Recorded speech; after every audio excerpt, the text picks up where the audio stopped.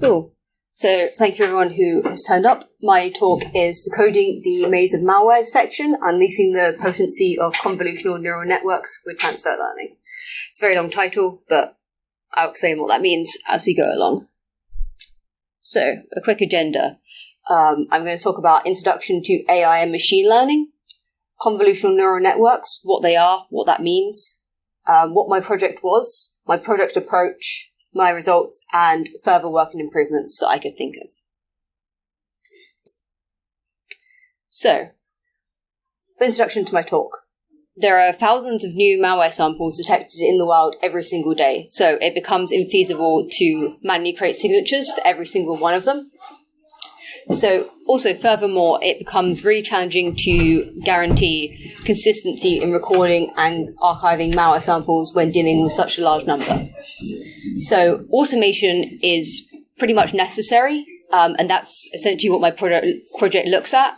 It's using malware detection and machine learning to automate the detection process. So, AI, machine learning, neural networks, deep learning. What's the difference? What do they mean? So, starting off with artificial intelligence, also known as AI, it is intelligence demonstrated by computers or machines. So, intelligence includes the ability to learn, reason, generalize, and infer meaning. General intelligence is one of the major long-term goals of researchers within this field. So, Alan Turing, he introduced a test which was known as the imitation game, later known as the Turing test, in his paper, Computing Machinery Intelligence. So the paper and the test investigates whether it's possible for machines to show intelligent behavior equivalent to or indistinguishable from humans. So the test has since been used as a measure of whether general intelligence has actually been achieved. Machine learning, also referred to as ML, is defined as a branch of artificial intelligence that focuses on using data and algorithms to imitate the way humans think and learn. Machine learning is a very important part of data science. So algorithms are trained to make predictions on input data, and then this can be used elsewhere to inform decisions. So either automatically or with human authorization. So, there are three main machine learning approaches: supervised learning, unsupervised learning, and reinforcement learning. So the first one is supervised learning. This is where an algorithm will be given example inputs and the desired output, and then it's expected to learn how to get from the inputs to the outputs, how they relate to one another. So unsupervised learning is where an algorithm is given unlabeled inputs, and it's expected to find structure from this input. So compared to supervised learning is where everything's labeled and it's expected to find meaning, whereas unsupervised is where nothing is labeled and it's expected to find meaning from the data. So it's a bit of a harder problem, but makes sense in some cases. And then finally, reinforcement learning. So this is where you might have a robot and you put it in an environment and you expect it to learn from its environment. So a lot of this is game theory. So you might have an attacker and a chaser, or a hider and a chaser, and one of them will learn to hide and the other one will learn to chase, and they'll learn about the environment without being taught. So they basically learn through exploration and practice. So in my project, I focused on supervised learning because I used a data set that came with labeled samples that detail the number of detections in each of the category listed. So these were adware, flooder, ransomware, dropper, spyware, hacked, crypto miner, file infector, installer, worm, and downloader. So here are a few common machine learning models. I'm only going to really talk about artificial neural networks, as that's what I used in my project. Well, by extension, I use convolutional neural networks, which are a specific type of artificial neural networks. So, artificial neural networks. What are they? So usually they're just referred to as neural networks, or NNs. They're inspired by how human and animal brains work. So basically, biological neural networks. So neural networks have nodes that contain an input layer, one or more hidden layers, and an output layer. So each node will connect to another and has an associated weight and threshold value. If the output of a node is higher than the threshold value, the data is then passed along to the next layer. If the output of a node is not higher than the threshold value, then no data is passed along. So basically, you might have a function that says if the value passed in is less than 0.5, drop it. So you might have a value between 0 and 1, and that can be calculated. So if a neural network consists of 3 or more layers, it is considered a deep neural network. If 3 layers less are used, then it's regarded as a basic neural network.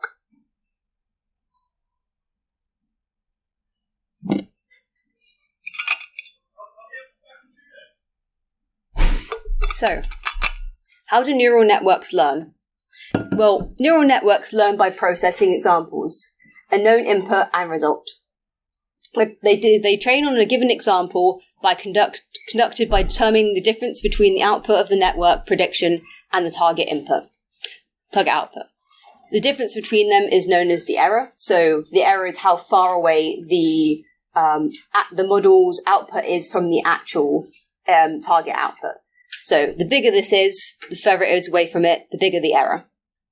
So the network will then adjust its weight accordingly to a learning rule, and this will then affect the error value, hopefully reducing it as time goes on. So successive adjustments will then cause the neural network to produce predictions that are hopefully increasing closer to target output. If it doesn't do that, you've made a very bad neural network. So deep learning. So this is a subfield of machine learning. Most machine learning models are dependent on human intervention to be able to learn or process data. It requires humans to determine which features that the machine should learn about, requiring more structured data. Deep learning can use supervised learning, but it can also take in unstructured data and determine the set of features that distinguish the different categories from one another. So this has the advantage of being easier to scale. Deep learning and neural networks have accelerated progress in computer vision, natural language processing, and speech recognition. So most deep learning models are based on multi-level neural networks, such as convolutional neural networks. So this is kind of an example of how it takes in the pictures of these animals and it learns very small lines and it starts to put them together more, and eventually it thinks that it's an elephant, and that's the output. So that's kind of an example of how these learn, and you can see it's quite different to how humans would necessarily recognize something. So, convolutional neural networks. Convolutional neural networks, also known as CNN, is a class of neural network. This is often used to apply to visual imagery. So the main difference between a normal neural network is the assumption is that you are working with images specifically. So convolutional neural networks can provide layers where convolutional kernels can be learned in addition to the weights and biases. These provide additional filtering that can tune to extract various features of interest. This change allows us to encode specific properties into the architecture, making forward function more efficient to implement and reducing the number of parameters in the network, which is very important when we're dealing with images. And I will now explain why that's important. So, why are convolutional neural networks much better for images? Well, traditional neural networks have two main issues when working with raw pixel intensities, such as those within images. They do not scale very well as the image size increases, and they also consider each pixel as an independent feature, which leads to poor performance on tasks where spatial structure is important.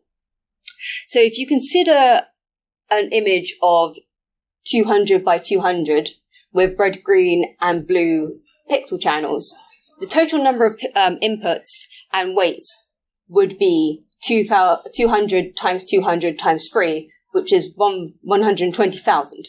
That's a lot. So the number of, we often want also more than one neuron. So that's just for the input layer. Otherwise, if you think about the whole model, you're then timesing that perhaps by maybe 5 times.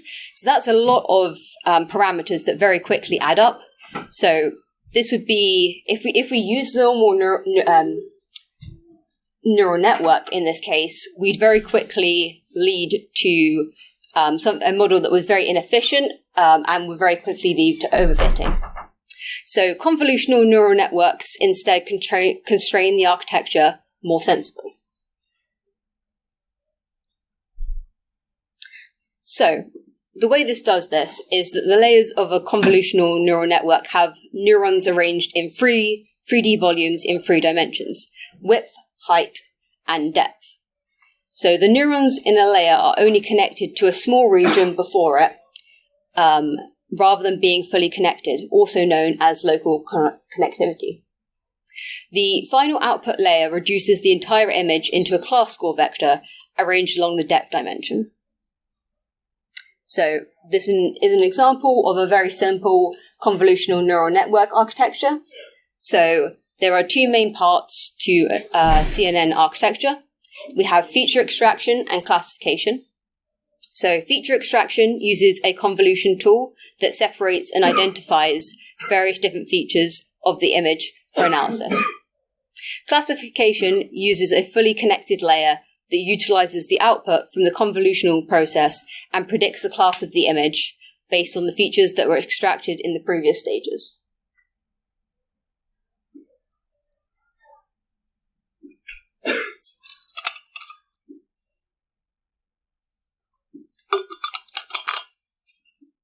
So, convolutional neural networks are built from 3 main types of layers: convolutional layers, pooling layers, and fully connected layers.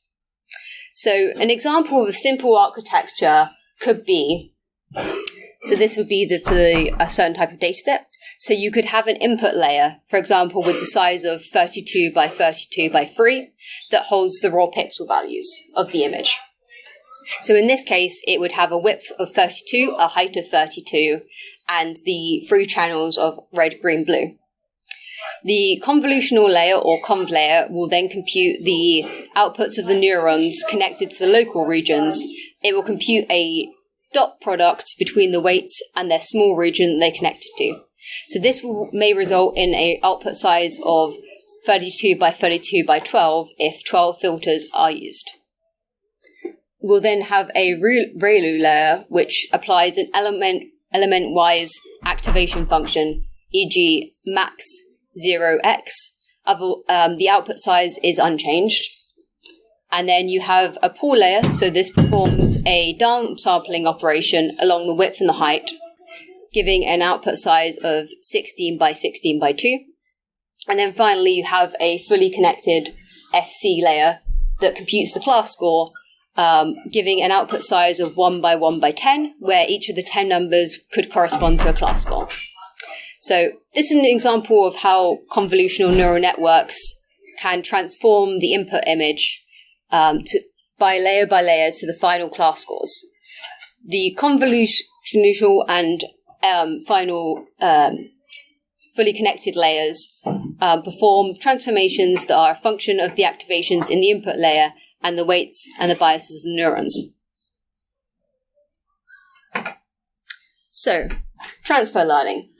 Transfer learning is a method where a machine learning task model is developed for a single task and then reused as a starting point for a model on a second task. Pre-trained models are often used for computer vision tasks and natural language processing tasks rather than training a model from scratch, mostly due to the required computation and time resources that are needed to train a model from scratch. So transfer learning is not exclusive to deep learning models. However, they most benefit as they require both large or challenging data sets to produce a good model. And many people don't have the required resources to train them. So they're able to benefit very nicely from using transfer learning.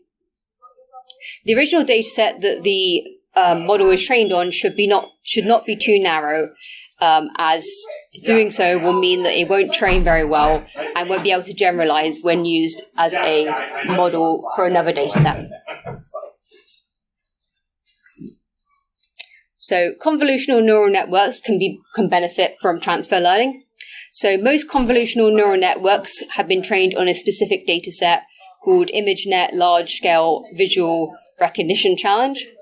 So this was a subset of a larger ImageNet dataset that contains 1.2 million training images, 50,000 validation images, 100,000 test images, and 1,000 classes.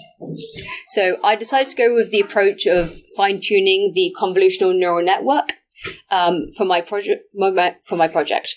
So I plan to keep the trained convolutional layers frozen and only replacing the classifier with my number of classes and training only this part.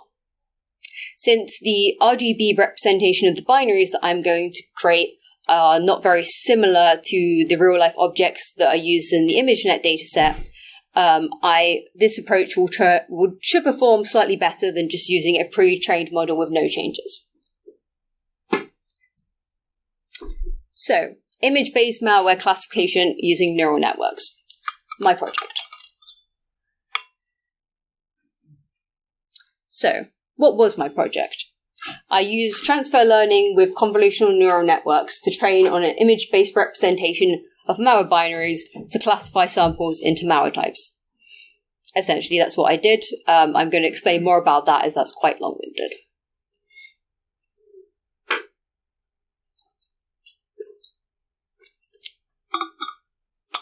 So, what were my project aims? So the goals of my project were to determine the practical value of approaching a malware classification task as a computer vision problem. I also wanted to evaluate the effectiveness and efficacy of using CNNs for classifying image representations of malware into different types. I also wanted to create software that automate the pre-processing of the dataset that I was using, the creation of the images and the datasets, and training and testing of the model.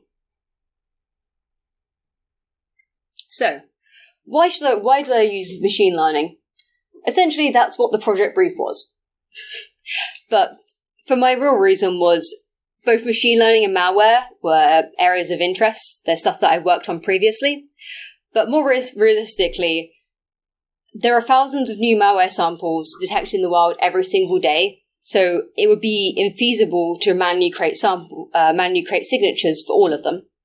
So you need some kind of way to automate this. But also, machines are more effective at finding patterns compared to humans.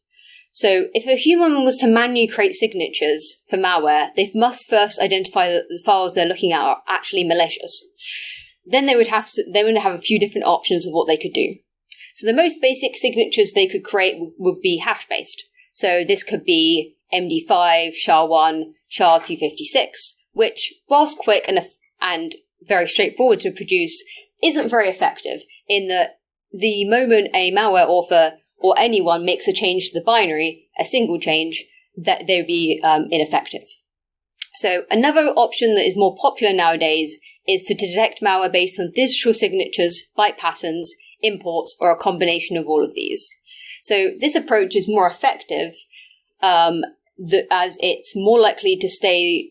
These are more likely to stay the same despite having small changes and detect a whole malware family versus just a single file. However, it does require a better understanding of how malware works, and it takes more time to produce. There's also heuristic detection, which is used by many different antivirus products to detect malware based on code fragments. But again, it requires continuous investment, and it only really works on existing malware samples. It doesn't really adapt very well to new malware samples. So that's kind of why I picked machine learning. It's better at generalizing. So, how did I pick my approach? Well, I happened to look at 4 different papers that covered using machine learning and created images from malware binaries. While most of the papers used basic grayscale images, some of the papers looked at using RGB images as well. this can be useful because it's more effective at demonstrating similarities between different malware families. So transfer learning was suggested in a couple of the papers, as you can use a module that was previously trained to classify natural images and just retrain the last few layers. So using this can reduce the time and computational power that you need to train a model whilst maintaining high performance and results. So all the papers I looked at produced really good results. They had the lowest top one accuracy was 97.47%, although many of the papers that I looked at used very tiny data sets of between 1,000 to 30,000 malware samples. So not very big if you compare to the number of samples released every single day. The biggest data set that I saw was in a paper that Intel wrote where 800,000 files were used. So for my approach, I decided that I was going to take the best part from each of these different papers and kind of combine them together. So this is a general project approach that I took. So this is the general process of training a neural network to detect malware types. So this approach could be integrated into bigger tooling or automated. So the different steps are, you first of all need to collect a data set with the various different malware types that you want to learn about. So this collection process may include collecting benign files as well. The sample set of the database should represent the malware types that are most common. The second step is then to pre-process the dataset. So this includes confirming that the files that you have selected are actually malicious and or benign, if included, and in the correct categories. So then the RGB or grayscale images should then be created from the binaries. The next step is to split the created images into the class for train, validation, and test sets, which you can use a ratio of, for example, 60-20-20. That's what I used. And then you want to move the images into the correct folders. So you want to move them into the train, test, and validation, and also which classes that they are. And then finally, you want to use transfer learning to retrain the convolutional neural network that you've chosen. So the validation set can test the trained model between each epoch to see the divergence between the train and validation accuracy. So if the validation accuracy stops decreasing, then the model has most likely reached its maximum, and the training loss will usually just keep decreasing over time because it will continue to learn more effectively and eventually overfit on that training data, which is something that you don't want, as it will actually lead to worse performance in the end, as it learns too specifically on the certain data and won't be able to generalize to new data that is being given. So then you also want to run the model against your test set of images. So these are images that you've kept aside and the model has never seen before. So you can check that it's actually effective against a new set of data that it's, again, never seen before. And then if the model has satisfactory performance, then it can be used wherever you want it to. So this was just a process flow diagram of how I created my project approach. So, how do we measure effectiveness and efficacy? So, accuracy is a very simple measure. It's just how many samples were accurately assigned to the right model by the class. So, top one refers to the highest confidence class. So, if your model will usually spit out the percentages of what it thinks each class is, so the likelihood of it belonging to that class, and the top one is the highest percentage.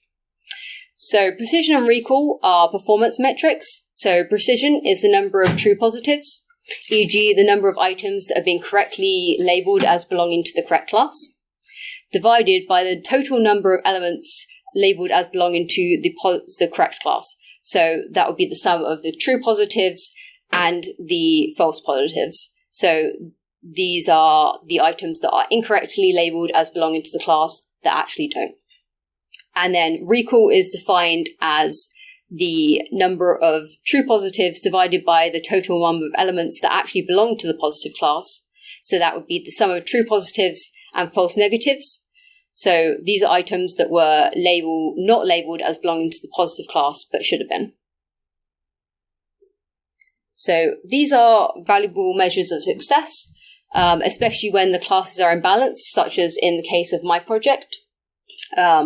So high scores on both precision and recall indicate that the model is returning accurate results, so high precision, and returning the majority of all positive results. So that would be high recall. F1 is the harmonic mean of the precision and recall, and it gives equal weighting to the precision and recall. So a high F1 indicates, a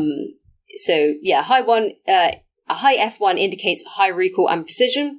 If F1 happens to be 0, then either your precision or recall is 0.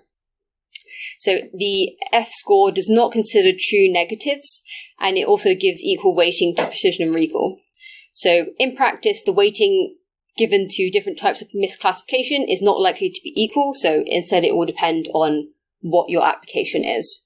So in some cases, if you are training a model to detect between malicious binaries and benign binaries, and your system will take automatic action on it, it may be important to consider that actually having missed some malware samples is okay, but having false positives may have a massive impact on the system, as it could make it unstable, or users are no longer able to continue with their work. So in that case, you would want to weight the accuracy towards having less false positives than a higher actually detection score. So for evaluating my effectiveness and efficacy, I calculated the accuracy of the model, and then I also calculated the precision, recall, and F1 scores. So these happen to be the standard kind of scores that these papers were using. I also generated a confusion matrix, which I will show you an example of later, but this visually demonstrates a model's performance.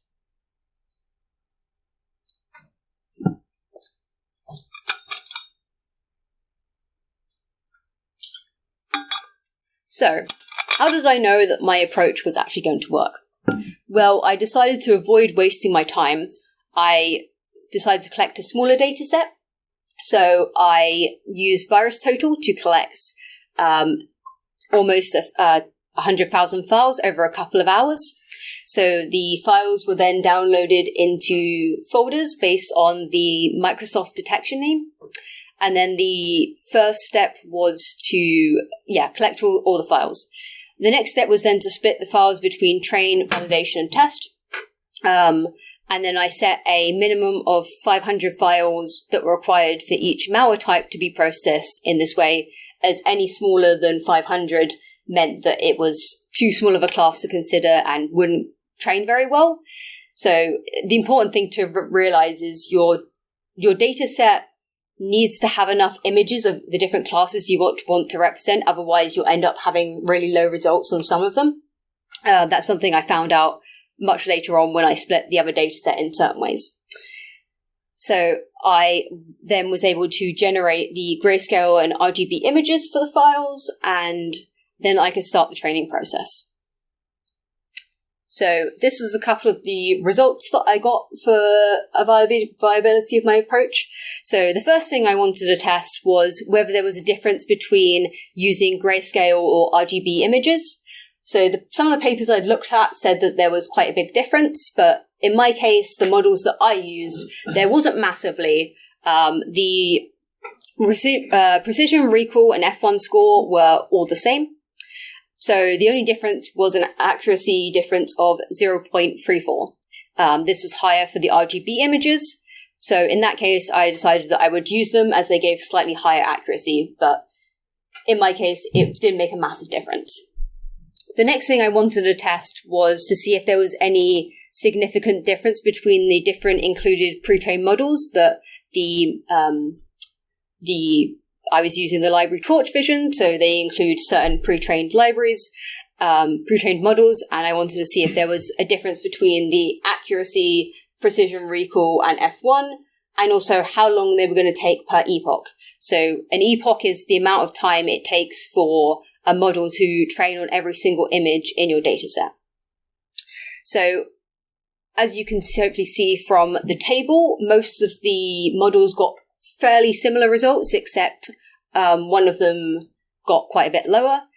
So I decided that I would focus on figuring out which of the models had the shortest time per epoch, and then kind of comparing that to the actual accuracy. So I kind of looked at a different, so I cut the models down to the ones that took less than 45 seconds per epoch. So that left a couple that I looked at. So AlexNet and EfficientNet had the highest accuracy. MobileNet and EfficientNet had the highest precision. ShuffleNet and MobileNet had the highest recall, and MobileNet and EfficientNet had the highest F1 score. So also MobileNet and EfficientNet both score highest in three of the categories. So then I compared the time taken between the two different models. So in this case, MobileNet took 37.77 seconds, and EfficientNet took 42.61 seconds. So there was a difference of about 3.4 seconds.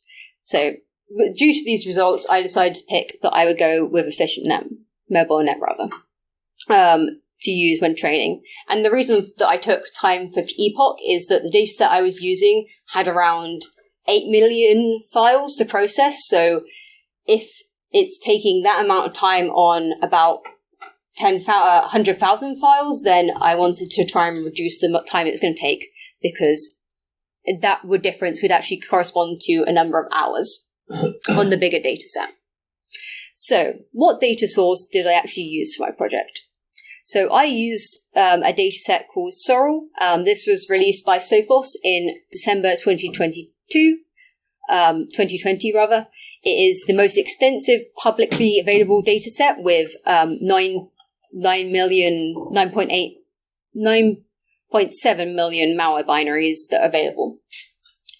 So the table there shows the breakdown of the different categories and how many files were included. So you can see that some of the categories had way more files than others, but that just naturally represents the amount of malware that exists in the wild with those different types of categories.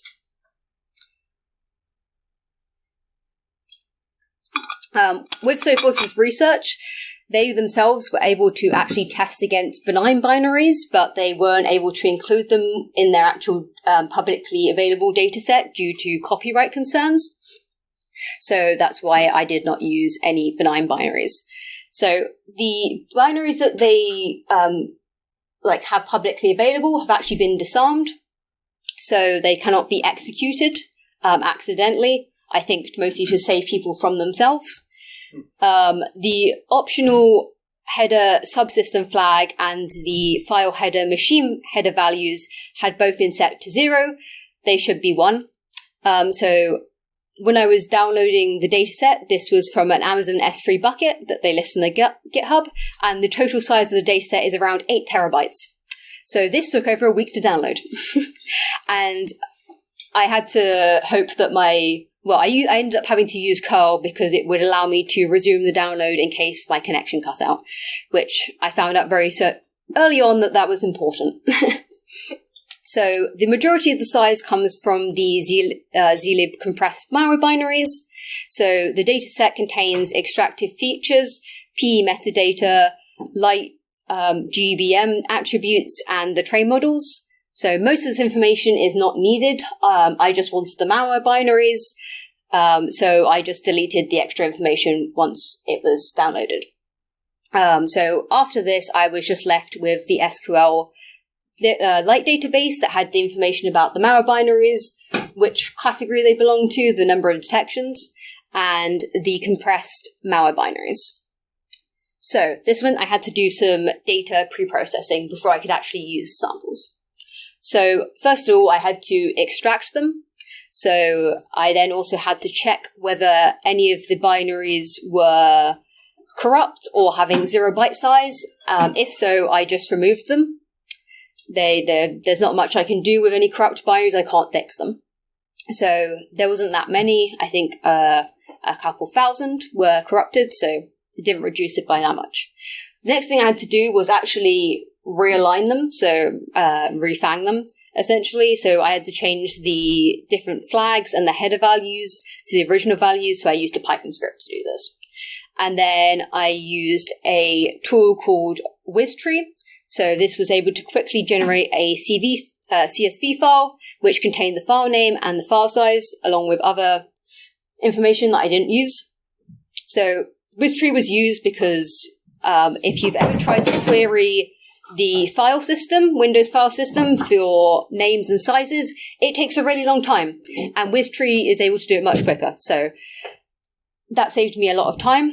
And then I added another column to the SQLite database, which had the name of should keep, and I initialized it with a 0.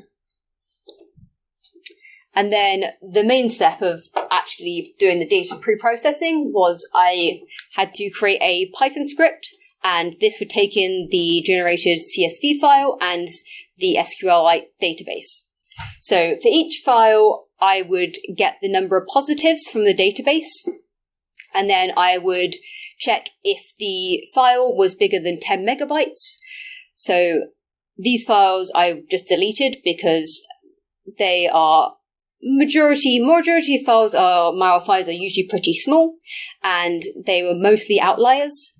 So yeah, the majority of files, 5 million files, were under 1 megabyte, and the larger the file is, the longer it takes to create an image of it, because I was creating images of the whole binary, not just parts of it. And if I checked if the number of positives that each file had, and if it had less than 12, I would delete it. So most of the malicious files within the database had more than 12 detections, so there was an average peak of around 20. I just wanted to ensure that every single file that I was using was actually malicious. And then if the file actually passed all of these tests, then I would mark the should keep column for the entry into the database as 1.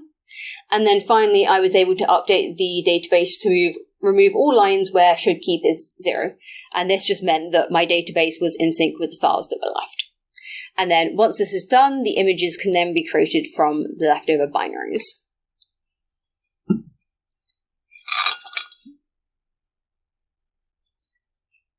So, going about creating the images. So this is the grayscale. So I used a methodology that was detailed in what the paper that I read, Intel's paper. So it has 3 main steps: pixel conversion, reshaping, and resizing. So the first step, pixel conversion, will read every single byte into a value between 0 to 225, and this will correspond to pixel intensity. So this will give us a one-dimensional pixel stream. In order to actually create this into an image, we have to reshape it. So this is needed to give us a 2-dimensional pixel stream, which we also is required to use with the neural network model that I was using. So the chosen width is based on the pixel file size, so for which Intel very nicely provided a table that I could use for reference.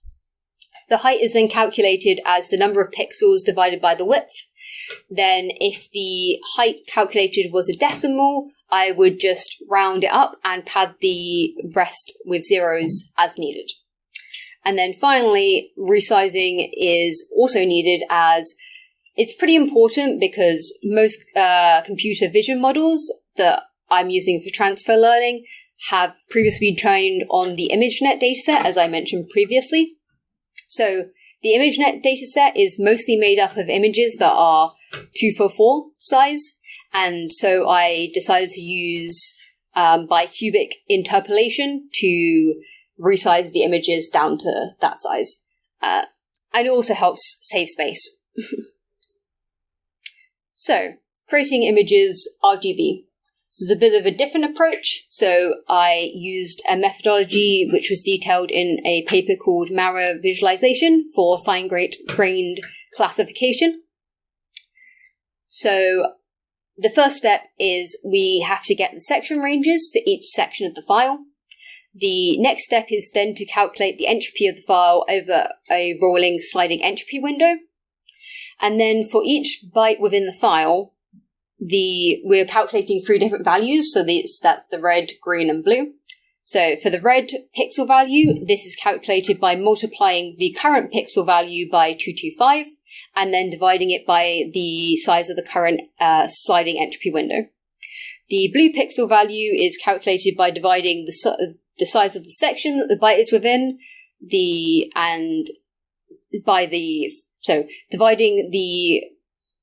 calculated by dividing the size of the section that the byte is within by the file size, and then multiplying this by 225.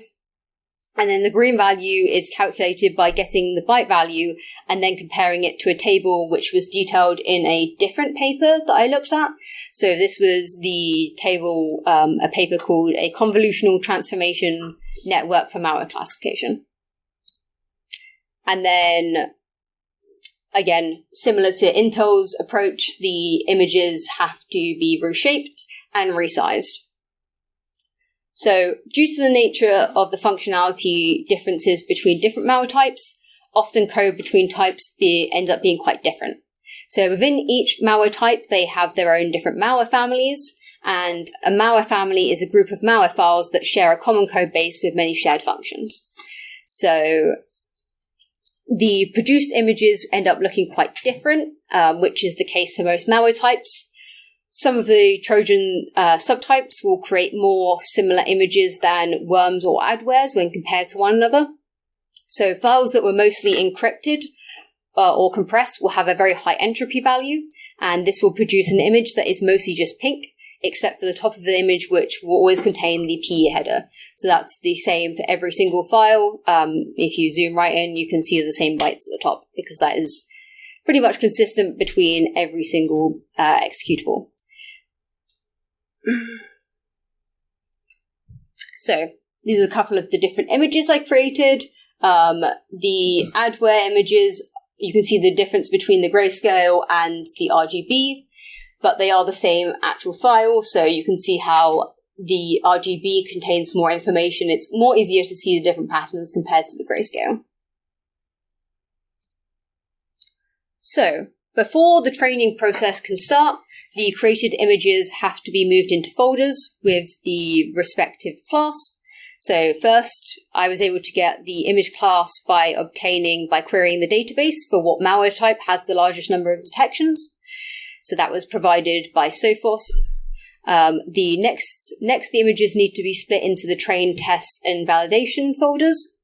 So I split them with a ratio of 60% for training, 20% for validation, and the remaining 20% for testing. And then finally, the class folders are created within the train, test, and validation folders, and then the images are moved to the respective correct folders. And then the training and test code. So for using transfer learning, I used a publicly available code on GitHub written by Will Kirsten. I then made a couple changes to the code. So I fixed a typo, an error. I added command line functionality because that didn't exist and I wanted to make my life a lot easier. Support for more models. I also added the ability to create a confusion matrix and calculating precision recall and F1 scores. And so since transfer learning was used, even with one epoch, the accuracy was fairly high and it didn't really improve much within further training, but it still improved a little bit, so roughly by 0.5%. So the results, what did I do? So there was a couple different approaches that I tried for how I dealt with packed and installer. These classes are a bit odd in that you'll tend to get some malware types will have more packed installers. So like adware, for example, a lot of adware files are also classified as an installer. For ransomware, for example, you get a lot of packed. So I had 3 different ideas. The first one I did was just using the actual classes that Sorrel provided. So I was including installer and packed as their own categories. So some categories, for example, the flooded category ended up having very few images compared to other categories. So this approach wasn't bad, but the installer and packed classes had quite low accuracy compared to all the rest of the classes. So 56.1% and 70.5% respectively, compared to the next lowest of 83%. So this shows that fairly often images were predicted as being another class when it came to images that I had put as installer and packed. So then I had the idea to use installer and packed as subcategories, as many files with a high number of detections of installer and packed also had an equally high number of detections in another category. So then I decided to check out some of these files on VirusTotal, and I could see that the detection name suggested that files were both, so e.g. adware installer, packed ransomware. So this led me to the idea to select the class that the file would be in based on the highest number of detections. So that was out of all the classes except packed installer, and then check if there were any detections for installer or packed. And if there were, I would append these to the end of the name. So I would have classes, for example, adware installer, adware packed, and adware packed installer. This was a terrible idea because it suffered from the approach of some classes were having really a tiny amount of I basically, some of the classes had none images in them, and even if I cut off after 10,000 images, so I didn't include any classes that had less than that, it still suffered from small classes. There was too little amount of images for the model to actually learn on, so I think that one of the classes ended up getting a 18% accuracy, and I was essentially just overcomplicating the problem. And then, given these results and conclusions that I could draw, I decided to train a model where I had combined I basically ignored the installer and packed categories, and just went with the rest of them. And then the dataset was fairly uneven, but it reflects the original dataset more accurately, and that was the best approach. So this was the results for the classes. So you have the total number of images, the top one accuracy, precision, recall, and F1 scores, and also my lovely confusion matrix. So this approach produced fairly good results with a mean accuracy of 91.2%, precision of 0.9, recall of 0.9, and F1 score of 0.9. So the lowest accuracy for a class was 84.9, and the highest accuracy of the class was 96.9. So this means that even for the lowest accuracy class, I detected it right in 4 out of 5 times. So the precision and recall for the model are both pretty good, the recall being slightly higher. The precision and recall are very useful measures when the classes are particularly unbalanced, such as the case here. So the high scores show that the model returns accurate results, so high precision, and the majority of all positive results, high recall. So the crypto miner class has the lowest accuracy by almost 5%. This is most likely due to the fact that it's one of the smallest classes, second only to Flutter. However, the Flutter class had the best results at 96.9%. So if we have a look at the confusion matrix, we can see that the crypto miner at the top has a lot of confusions. So this is what the diagonal is what it actually should be. And these, you can see that there's 9,000 files, so it's often confused with spyware and often confused with droppers as well. And if I take the Flutter class, you can see that there's a lot less images, but there's hardly any other detections within these other classes. So most likely, this is due to the fact that some of the behavior that these classes, these files example, exhibit, actually can be confused with other malware types.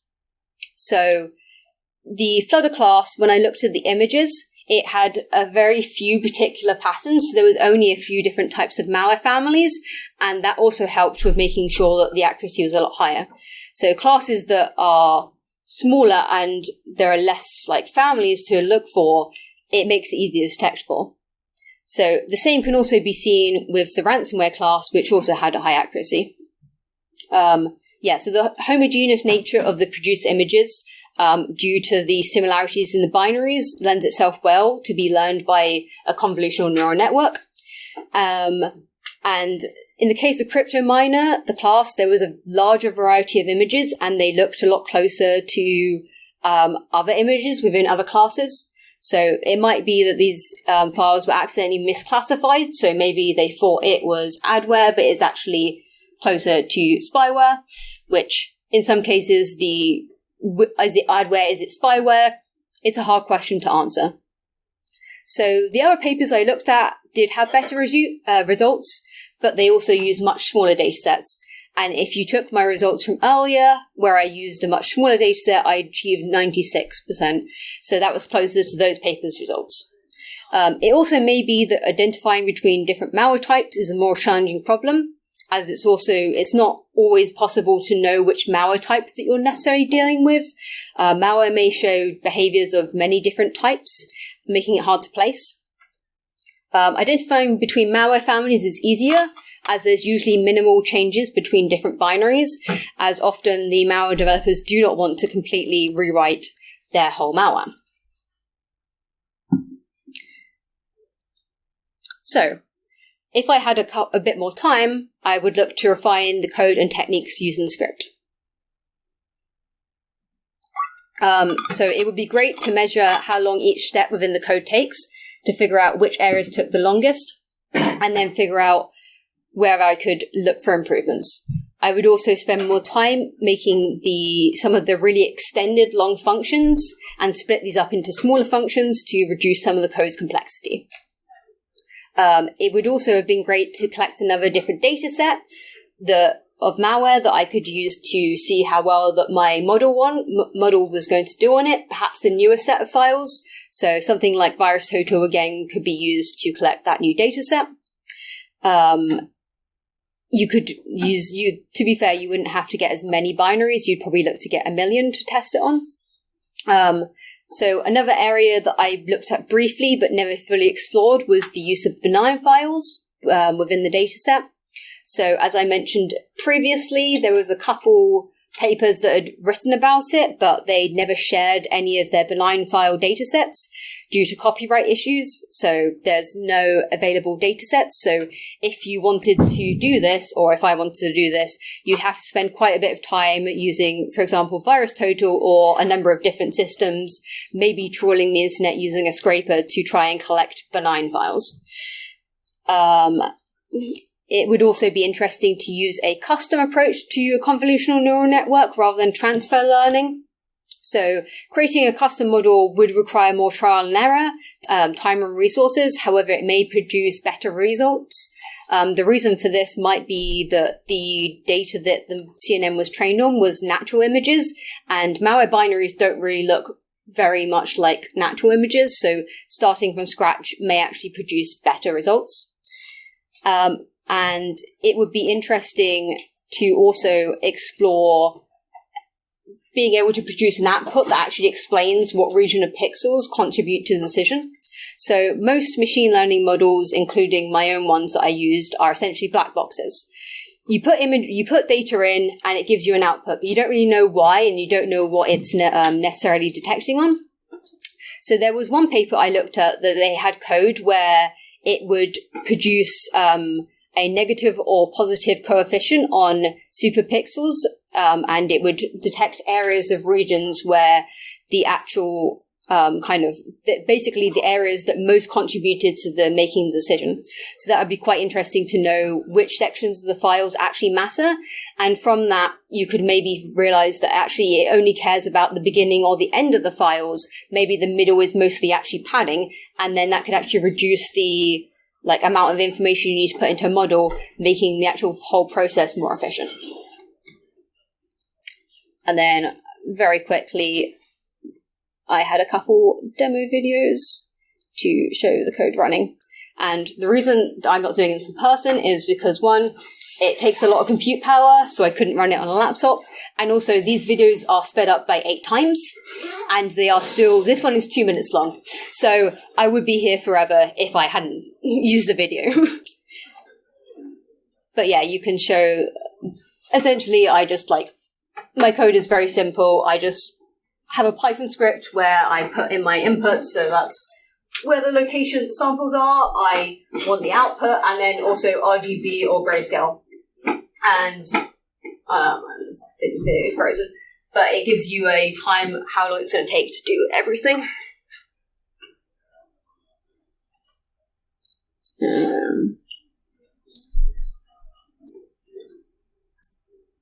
So then, creating the data set. It's a bunch of images.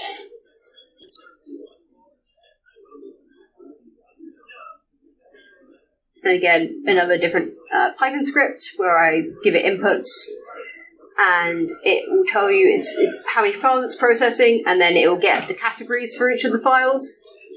And once it has the categories for each of the files, it will start moving them into the different categories, which it should start doing in a moment.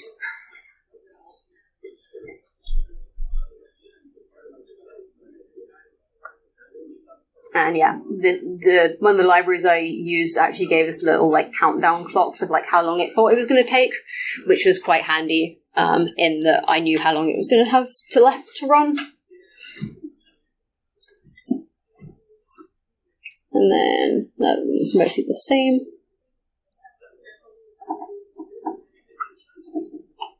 And then finally, training and testing the convolutional neural network. So for this Python script, I give it the data sets of the training, test, and validation, and then what model I wanted to use. You can also tell it whether you want to just train or test. I added that functionality as well. And so it prints out the different stages that it's going on, and then you can see it's doing the actual training at this point. So it goes through the different epochs. This was on a much smaller data set, so the actual big data set I took would take about 2 to 3 hours per epoch, so it wouldn't have been very viable to run a video, record a video for it. So this will run, I think, for about 8 epochs, and then it will run the training, and it will produce the results and the confusion matrix as well.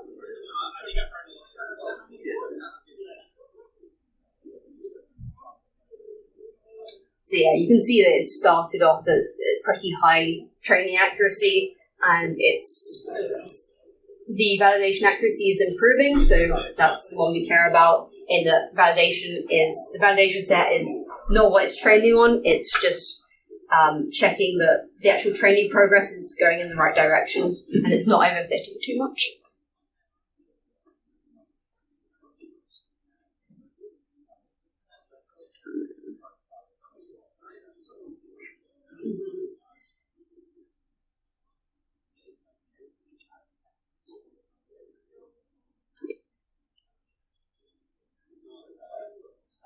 I think it's almost finished.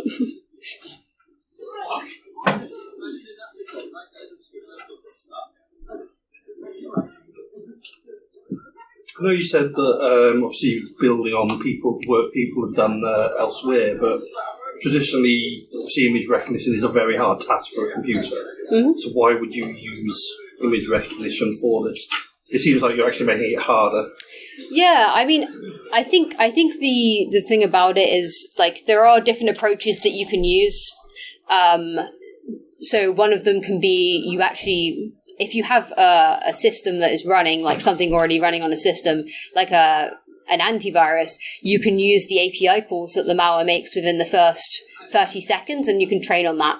Mm. And that is a great approach, and probably more efficient and effective than what I did. This one, I just thought it was quite interesting, and you can kind of represent the actual structure of a malware binary in an image, so I thought it'd be interesting to see how effective that was, and whether it would work for malware types. The kind of main area that I looked at was different, was can you actually detect between different malware types? And the answer is yes, you can. The previous research that I looked at was either doing benign versus malware, which, again, benign malware and benign files are actually quite different. Malicious files tend to have a much higher entropy, for example.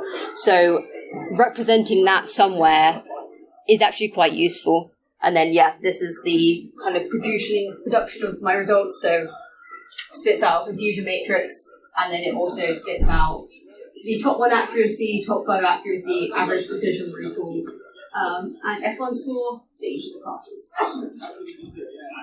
Cool. So we went through an introduction to AI and machine learning, convolutional neural networks, what my project was, product approach, results, further work and improvement. Thank you very much.